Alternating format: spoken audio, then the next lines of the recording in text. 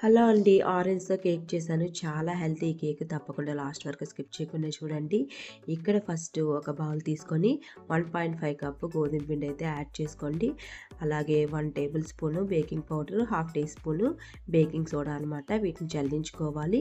ఇక్కడ ఆరెంజెస్ అనేవి 3 తీసుకున్నానండి. పెద్దవైతే 2 తీసుకోండి సరిపోతుంది. సో నేను ఇక్కడ ఒకటైతే పక్కన పెట్టేస్తున్నాను. సో జ్యూస్ని ఇలా తీసుకోవాలి. ఇక్కడ 1 కప్ బెల్లాన్ని అయితే తీసుకున్నాను. ఈ బెల్లాన్ని కరగపెట్టుకోవాలి. అండ్ ఇక్కడ జ్యూస్లోనే 1/4 కప్పు ఆయిల్ అయితే యాడ్ చేసి బెల్లాన్ని కరగబెట్టుకొని చల్లార్చుకున్నాక యాడ్ చేసుకోండి. సో ఇలా చల్లార్చుకుని యాడ్ చేసుకున్న తర్వాత కొద్దిగా సాల్ట్ అయితే వేసాను. పించ్ ఆఫ్ సాల్ట్ అనమాట.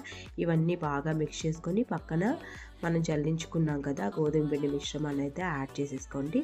ఇలా యాడ్ చేసుకొని బాగా మిక్స్ చేసుకోవాలి. లాస్ట్లో వెనిలా ఎసెన్స్ అయితే యాడ్ చేసుకున్నాను. మీరు ఆరెంజ్ ఎసెన్స్ ఉన్నా కూడా యాడ్ చేసుకోవచ్చు. ఇవన్నీ బాగా మిక్స్ చేసుకున్నాక ఇక్కడ పక్కన నేను బేకింగ్ పేపర్తోనైతే పెట్టేసుకున్నాను ఆల్రెడీ. సో మీరు మామూలుగా గీ కూడా రాసుకోవచ్చు అనమాట. సో ఇలా ట్రాన్స్ఫర్ చేసుకొని పైన జీడిపప్పు బాదంతో అయితే గార్నిష్ చేసుకున్నాను. మీకు నచ్చిన డ్రై ఫ్రూట్స్ని అయితే యాడ్ చేసుకోవచ్చు అండి. ఇందులోని టూటీ ఫ్రూటీ ఇంకా చాలా యాడ్ చేసుకోవచ్చు. ఆల్రెడీ నేను కేక్ చేసే ముందే 10 మినిట్స్ బిఫోరే నేను ప్రీ హీట్ చేసుకున్నాను. ఈ ప్రీ హీట్ చేసుకున్న గిన్నెలో అయితేనే పెట్టేసుకోవాలి. నాకు కేక్ అవ్వడానికి 40 మినిట్స్ టైం అయితే పట్టింది. 40 మినిట్స్లో ఈజీగా అయిపోతుందండి. ముందుగా ప్రీ హీట్ చేసుకుంటే చాలా బాగా అయిపోతుంది. త్వరగా అయితే అయిపోతుంది. ఇక్కడ నైఫ్తో చెక్ చేసుకున్నాను కదా క్లీన్గా వచ్చేసింది. చల్లార్చుకున్నాక అయితే డిమోల్డ్ చేసుకోండి. వేడివేడిగా అస్సలు డిమోల్డ్ చేయొద్దు, విరిగిపోతుంది అనమాట కేకు.